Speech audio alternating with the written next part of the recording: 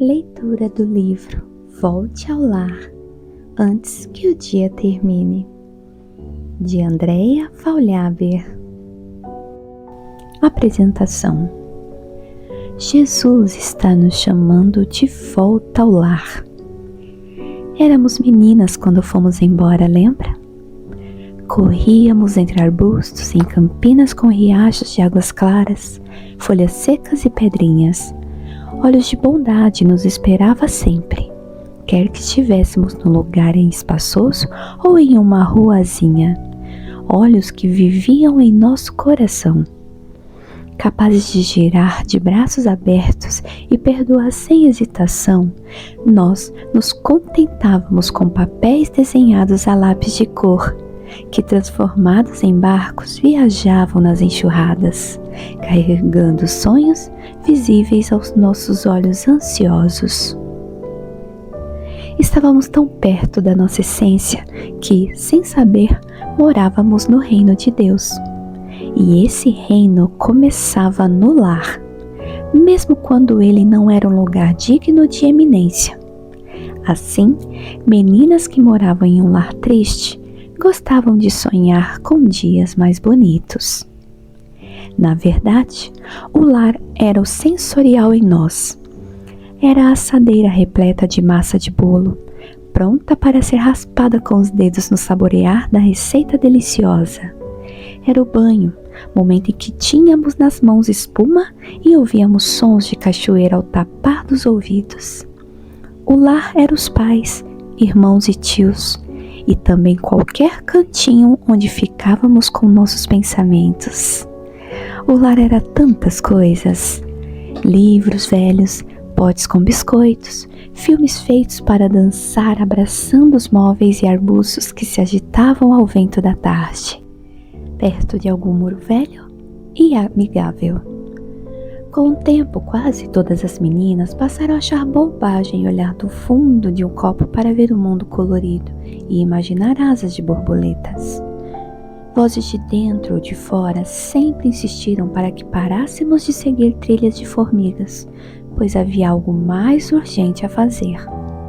Na concepção adulta, não haveria possibilidade de o lar coexistir com salas de espera, nas quais a gente pretensamente madura simulava indiferença para com quem estivesse bem à sua frente. Então, assim que começamos a sonhar com uma vocação, com uma casinha amarela na montanha, com restaurar armários de livros e plantar canteiros, ao lado do bom homem que iríamos encontrar, nosso olhar foi atraído por propostas menos singelas. Foi o que aconteceu quando o som das ruas nos fez desejar a grandiosidade do modo de vida das chamadas mulheres de verdade. Era um caleidoscópio de inúmeras faces. Elas emergiam comandando outras mulheres e homens e pagando por sua própria beleza e pelo conceito de felicidade. Carregando pincéis de maquiagem e diplomas, firmaram uma declaração de competência nas pranchetas e ao volante. Essas mulheres passaram a representar a liberdade que nossas mães, em tese, não tinham. Encerradas atrás da modéstia doméstica, usando aventais sujos de doce e com os cabelos desalinhados. Pareceu-nos o avanço, e tanto transitar de elevadores a reuniões e destas a jantares esquentados pelos aparelhos modernos que apareciam nas propagandas. Teríamos casas mais elegantes, sem objetos deixados pelo corredor. Sim, uma vida melhor, pensávamos. Sempre existirá uma coroa de honra para mulheres que presentearam nossa sociedade com seus dons e talentos. Não obstante o apelo do mundo, muitas mulheres buscaram com integridade uma formação que lhe permitiu voar acima das mazelas sociais. Profissionais dedicadas, heroínas em tripla jornada, equilibrando responsabilidades, conseguiram se sobressair em seus campos de atuação de forma honesta e dar dignidade a um lar, muitas vezes sem a ajuda de outros líderes. Porém, em meio a essa luta, o que não prevíamos aconteceu. Fomos transitando dentro de nossas próprias conquistas, sem nos lembrar dos prismas que refratavam a luz e dos caderninhos que deixávamos em casa, nos quais estava anotado o começo de nossa história. Álbuns com olhos de meninas tristes, bastidores com bordados maternos, livrinhos de receita e tecido preciosos ficaram lá também. Nas esteiras rolantes, outras mulheres tão determinadas quanto nós quiseram transformar o mundo em um movimento também tão constante quanto o da Terra. O suposto triunfo em algumas áreas evidenciou outras carências e quase esmagou o lúdico em nós. Despontou sobrepujando valores e gente que para Deus são sempre os menores na terra e os maiores nos céus. Chegamos ao sucesso como queríamos, mas também a um mundo de poucos filhos com mães de verdade, de equipamentos trocados pelo apreço consumista ao descartável, do zelo pelo ego e sua máscara. Quando isso aconteceu, as ruas residenciais estavam quase órfãs de mulheres que sempre foram as guardiãs de valores e sentimentos. Também estavam mais vazias de meninos e meninas, que foram sendo trancados nas propriedades e nos corredores dos colégios. Agora há mulheres demais frustradas, humilhadas pelas guerras diárias para alcançar a cadeira giratória atrás de uma porta de vidro. Como contabilizar quantas andam ressentidas do tempo perdido longe de salas de jantar compradas com suor justo? São salas empoeiradas pelo desuso, onde essas mulheres perguntam por que seus filhos não vêm. Como bailarinas cristalizadas em velhas penteadeiras, sentem saudade. Urge revisar o caminho com a métrica de sempre, palmo a palmo. Temos que limpar os vestígios de uma ambição combativa que respinga de tal forma que a essência de mulher permanece escondida, sob uma crosta de conveniências e expectativas. Existe uma vida silenciosa que pulsa identidade, diz o poeta Walt Whitman. Um registro biológico deixado por Deus sempre gritará em alerta quando sua criação errar o caminho. A normalidade da vida adulta de toda mulher sempre tem o seu dia final. É quebrada quando esta se depara com a própria imagem no espelho de algum banheiro. Ali está aquela esfinge refletida, à procura da menina livre. O nó na garganta é a reserva hormonal de um corpo que negou suas necessidades por muitos anos. Há um tempo em que toda mulher passa a suspeitar que o Espírito Santo está pairando nos quintais e cozinhas familiares. Já não o ignora que o trabalho movido apenas por sucesso, dinheiro e ostentação afasta a poesia e a dança. Onde estão os relacionamentos nobres e a resposta de gratidão da vida? Onde estão os tapetes macios para seus pés descalços e as joias de felicidade pelas quais lutou? Há uma história não experimentada. A mulher passa a sonhar com uma vida de paz, que a acaricia em meio ao movimento. Deseja abraçar alguém ao acordar de manhã, ir às feiras e poder compartilhar com as donas das barracas alguma simplicidade. São desvaneios que convivem com o medo do julgamento e do fim daquilo que chama de reputação. O que faria se algum de seus certificados fossem para a gaveta? De um modo geral, nossas mães e avós não tinham tão grande número de diplomas, dinheiros e equipamentos. Elas não tinham redes sociais e saíam menos que nós. Suas férias costumavam ser mais modestas e elas frequentaram menos tempo a escola. No entanto, a maioria das mulheres de nossos tempos não dispõe de tanto contato com a integridade como essas antecessoras com suas histórias. Muitas não trabalharam pela própria reputação, mas obtiveram maior reconhecimento tácito de sua família e um lar como parte de sua própria identidade. As mulheres de antes nos apresentaram vidas menos perfeitas e uma série de decepções, mas são coroadas por um dossel de raízes, valores e lições que continuam sendo entregues à humanidade, mesmo depois da sua partida. E mais do que tudo, são reconhecidas como matriarcas quando nós não somos tanto quanto gostaríamos. Quem sabe não seja tarde demais para compreendermos que ensinar a amarrar cadarços traduz algo que não está nítido nas palavras. O alcance do favor de Deus não nos exigirá abandonar tudo o que fizemos e o que seja parte de nosso dom ou do suor sagrado.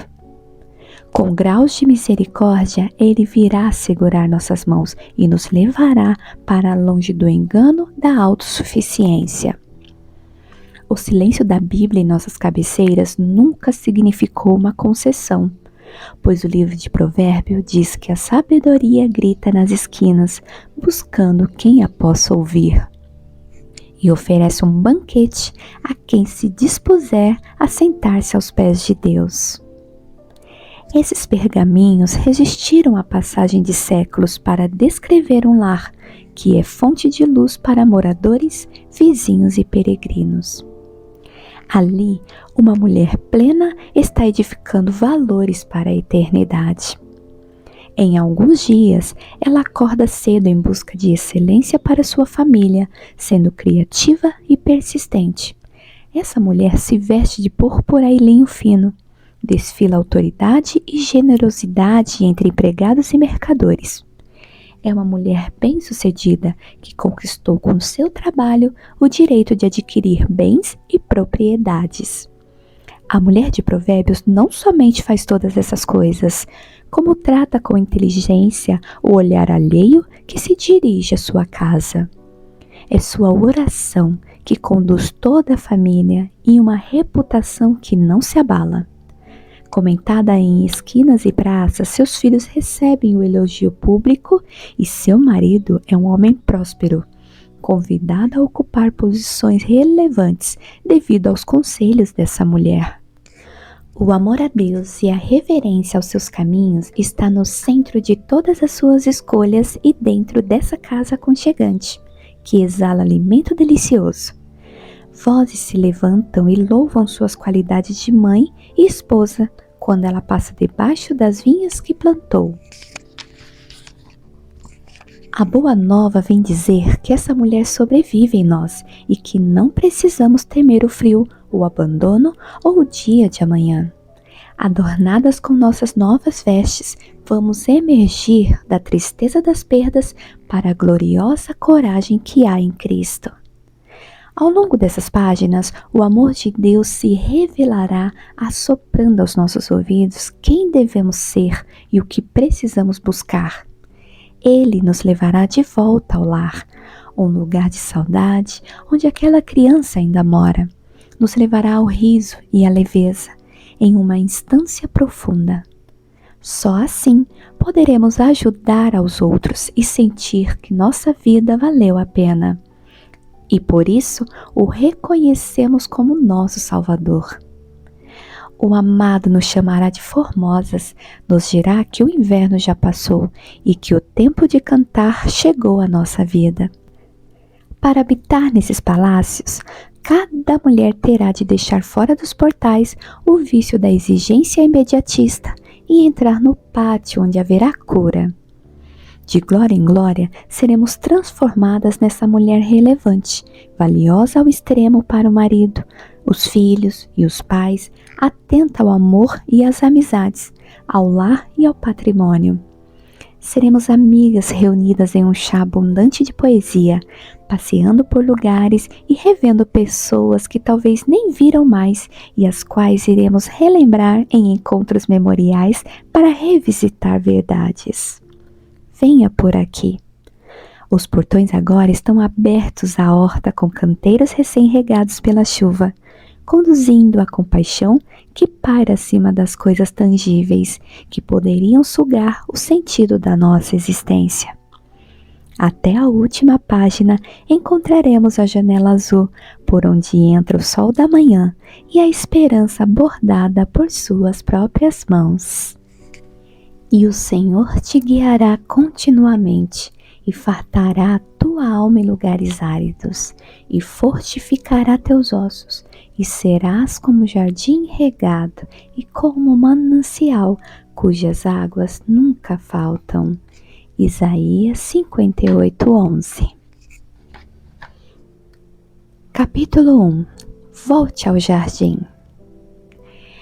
Eu pretendia chegar cedo ao meu setor naquela terça-feira e adiantar um trabalho atrasado. Foi quando vi uma senhora à beira da estrada, perto de casa.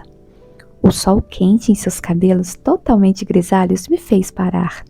Ela era encurvada e andava devagar. Abri o vidro do carro e perguntei se ela queria carona. Assim que parei, a senhora agradeceu com uma dúzia de exclamações maternais. Só então a reconheci. Anos atrás, quando chegamos à região para ficar, eu a tinha visitado em um casarão de muitos quartos, onde ela recebia pessoas para orar. Dona Maria, era como a chamavam. Ela não mudara como de fato não mudam as velhas senhoras que mantêm a simplicidade interior. Notei que estava usando um vestido com estampas miúdas. Era tão pequena que tive de ajudá-la a subir no banco do carro. Quando ela me disse para onde estava indo, calculei que teria que desviar meu caminho cerca de 20 minutos para levá-la ao seu destino. Olhei para ela novamente e não tive dúvidas quanto a fazer isso. Afinal, ela era o tipo de senhora a quem todos chamariam de velhinha. Quem poderia deixar uma velhinha longe do seu destino? Nosso trajeto passava por um setor de chácaras e áreas de preservação. Iniciamos um diálogo para tentar quebrar a monotonia. Contei a ela que anos antes tinha conhecido sua casa de grandes janelas cor de vinho e avencas na varanda. Perguntei como andava sua vida, seus filhos e esposo. Ela tristemente começou a me contar que uma de suas filhas havia morrido no ano anterior, após uma doença grave. Começou a chorar e enxugar o rosto nas mangas do lindo vestido de flores. Eu chorei com ela, aquele golpe que maltratava seu velho coração. Pensei em estacionar o carro para abraçá-la, mas ela deve ter percebido os meus movimentos e, não querendo me causar mais atrasos, olhou fixamente para a frente com seus olhos apertados, me dizendo que agora tudo estava bem. Procurei palavras de consolo para a mulher de rosto enrugado. Pela idade, ela bem poderia ser minha avó. Chegamos ao supermercado, onde ela iria fazer suas compras do mês, e comecei a me despedir com um abraço que ela sustentou, apertando-me aos braços com ternura. Naquele estacionamento, ela orou por mim em voz alta e de uma maneira tão grata e amorosa que parti rumo ao trabalho com a sensação de que a vida me trouxera até ali. Assim que cheguei à reserva ambiental, encontrei-me com um dos arquitetos e começamos a falar sobre o trânsito até que descrevi a ele o encontro com aquela senhora. Ele riu, comentando que já passara da fase em que uma velhinha conseguia fazê-lo chorar. Dias depois, ele mesmo entrou em minha sala apressado. Estava entusiasmado e comovido, pois no mesmo trajeto havia encontrado aquela velhinha e lhe oferecido uma carona até o ponto próximo ao seu destino. No caminho, ela fez perguntas sobre a vida dele e, de posse das respostas, começou a orar por todas elas em alto e bom som, ali mesmo na rodovia. A ironia é que, ao contar isso, ele também tinha lágrimas ativadas que denunciavam sua percepção de profundidade sobre esse momento especial. Compreender a vida de uma pessoa que tem prazer em dar orações de presente não é algo fácil. Desde aquele tempo, porém, acredito que encontros com velhinhas na estrada podem literalmente mudar o rumo de nossa vida. Jardim de Rosas é a fé de uma mulher e o lugar para onde ela pode ir em tempos de aflição ou êxtase. O aroma desse jardim é distribuído em gotas à família, aos amigos e a quem vai passando. Cada vez que uma mulher suspira pela resposta, engolindo a própria incapacidade sobre o que fazer, está sendo chamada a orar. Cada vez que há um silêncio de gratidão ou uma saudade, significa que está sendo convidada a um encontro supremo. Mulheres sedentas do amor profundo de Deus podem, nesse recanto e nesse espaço de tempo, ler as palavras escritas na Bíblia e beber delas para que inundem sua alma sequiosa. As mulheres, nelas foram desenhadas desde o princípio veias de rio. São passagem e paragem na estrada que vai às terras dos amigos e de outras famílias. A primeira mulher recebeu esse incrível caractere biológico, uma herança genética de padrões geométricos sofisticados e que nos torna capazes de decodificar a vida. Foi o presente de Deus para nós. Apesar das mutações históricas, a elegância da alma das mulheres continua levando cada uma de nós, quando desejamos, ao silêncio de um espírito quebrantado, onde véus são rompidos, revelando o que é invisível. Por isso abraçamos com naturalidade o sobrenatural. Mulheres têm intuição, impressões, guardam imagens, desejam sondar e conectar polos dessas mesmas impressões, aprofundar o diálogo com quem a acompanha, ainda que a companhia relute em conversar. A beleza das mulheres é a mesma que desce pela garganta da flor, pintada de modo rasgado em feminilidade até o ventre, em matizes de transparências rosa e lilás. Manter esse desenho e toda a geometria pensada depende de uma volta diária ao jardim do Criador, ao Éden resguardado no coração. Mulheres amargas e engasgadas se ressentem das amputações da vida, golpeando quem as cerca com o mesmo ímpeto com que foram feridas. Somente a oração pode restaurar a alma genética que elas devem possuir. Toda mulher precisa escolher um lugar onde não só ela, mas sua casa se encontre com Deus. Almofadas, bíblias, devocionais, cânticos e ideias criativas podem tornar esse lugar um santuário com tributos gloriosos. Seu companheiro aprenderá, com o passar dos anos, a procurar o acalento desse refúgio que refresca o espírito. Seus filhos aprenderão a orar, tutoreados pela condução materna ou paterna. No momento em que decide que Deus é sua própria vida, o tempo que uma mulher reserva para essa amizade dirá muito sobre suas prioridades. A modernidade tem uma vantagem que também se converte em uma séria questão. Nos faz selecionar o item que desejamos e excluir o que não nos convém. Por isso, tantas mulheres optam por não orar. Seleciona a opção não orar usando a mesma lógica que sempre as acompanhou. O olhar mundano que decide o que tem utilidade palpável. Muitas desejam, porém, os excelentes resultados de uma vida de oração. No entanto, o terreno da espiritualidade não está à venda e não se submete. É preciso parar, buscar e principalmente silenciar para ouvir Deus. É preciso estar submissa a um amor maior que não se curvará a agendas humanas. Toda mulher deve dedicar seu melhor tempo diário a uma longa conversa com o Criador. Dizer que seu tempo de oração acontece somente quando faz outras coisas, como dirigir ou tomar banho, é como confessar que não compreende quem Deus é. Mas Deus nos diz em sua palavra, eu sou. Sem Ele, todo e qualquer fio de aspiração perde seu sentido. Sua vida inteira precisa ser uma oração, mas sem a doação dessa hora inicial, desse momento mais valioso que todos os outros, não há o que possa ser feito em matéria de construção de uma vida integral e reta.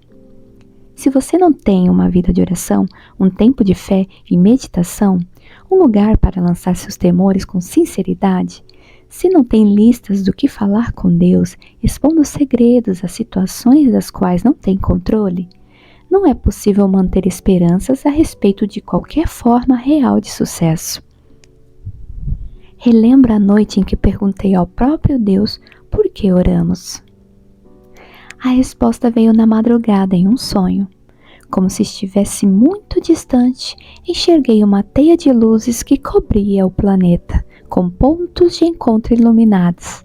Havia também fios finos que, ao tocar nesses pontos, eram acesos vagarosamente. Deus me dizia algo lindo com aquela imagem. Compartilhava comigo que somos conectados ao nosso semelhante e que temos a opção de iluminar e abençoar uns aos outros enquanto oramos. A partir daquele dia, percebi como é especial o gesto de orar por alguém. Aprendi que o segredo da oração é o amor. Um Deus de amor não aceita palavras que não possuam conexão e afeto profundo. Jesus foi extremamente sensível à dor das pessoas quando andou entre nós. Chorou, amou, envolveu-se com problemas delas e as seguiu até suas casas, mudando suas vidas, doando a si mesmo por amor à humanidade. Essa é a chave para deixarmos de caminhar em círculos. Deus não deseja que nossa minúcia o faça mais Deus. Ele quer simplesmente que participemos do milagre, compartilhando com Ele o dom sublime da criação. E não há como tornar compreensível tão imensa generosidade. Queremos tanto que as situações se transformem em nossa vida, quando tantas vezes ignoramos os caminhos de milagre que o Mestre nos ensinou. Amar torna possível orar, e ambos são caminhos para impactar corações por meio de um poder acima de nossas forças. Há dias em que ficamos presas à entrada do labirinto de contas, horários e compromissos, imaginando que poderia acontecer um milagre, que de uma hora para outra as coisas poderiam mudar. Nosso chefe, o trânsito, nosso endereço. Poderiam acontecer coisas mágicas, concluímos. Uma armadilha destes tempos pretende confundir nossa mente quanto aos conceitos de fantasia e milagre. Milagres não são acontecimentos mágicos, mas atos voluntários nos quais a fé movimenta o mundo real, envolvem a vontade soberana de Deus e das pessoas. É possível que só esse conceito a faça desistir, mas uma vida de milagres diários é o que Deus deseja para nós. Também não existe milagre sem um sonho. O primeiro leito de enfermidade que você precisa deixar é aquele que aprisiona seus sonhos e oferece posição inerte. A matéria do milagre é o sonho acalentado, amado em uma gestação pessoal que envolve trabalho e criação. Sonhos são matrizes de gerar amor e fazer o bem. Sonhos podem ser minúsculos ou imensos, e todos cabem em orações, vindo a ser celeiros para sementes que irão gerar milagres. Muitos sonhos são plantados por Deus em nós, para que vejamos com nossos próprios olhos sua transformação, desde a matéria-prima até uma beleza para ser tocada e sentida.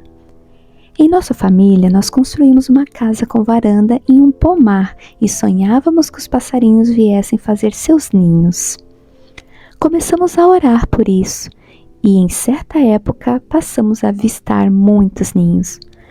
Foi um sonho pequenino, mas nós o entendemos como grande, quando as crianças anunciaram a criação de um posto de salvamento de aves feridas. Sonhe e ore profundamente por amizades maravilhosas e as terá. Sonhe e ore por uma casa acolhedora e haverá nascer do coração de Deus e do papel. Sonhe e clame pela mudança para sua cidade natal e um dia estará voltando, se essa for a vontade do Pai. Sonhe e ore de forma minuciosa e nunca pare.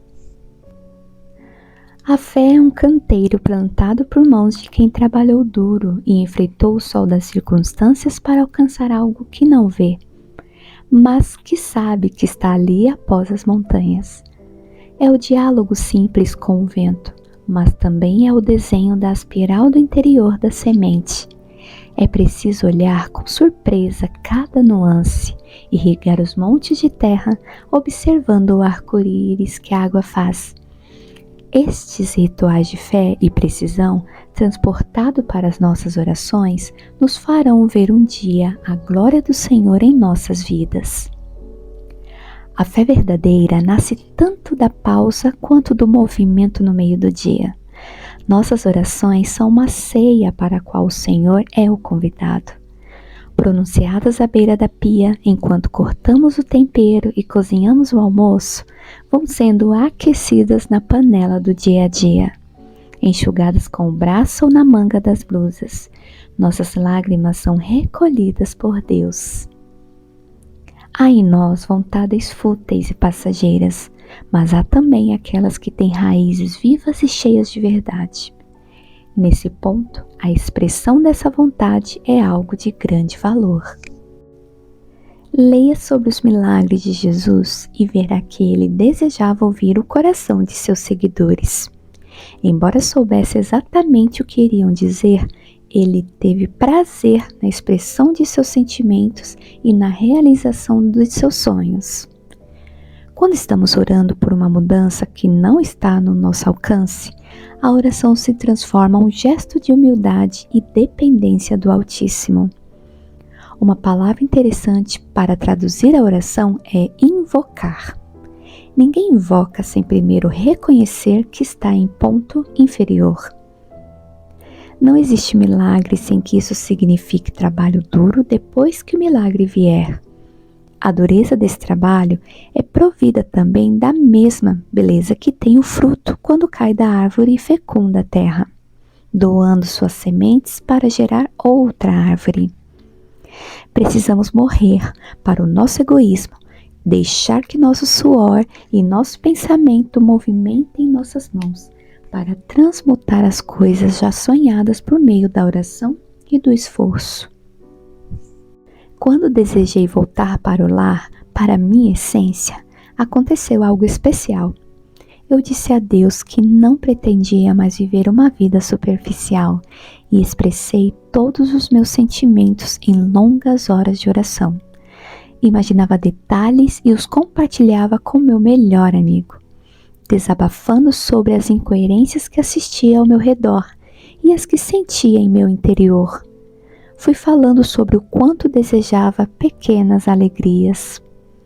Com o passar dos dias, Deus começou a me permitir viver situações nas quais poderiam acompanhar meus filhos.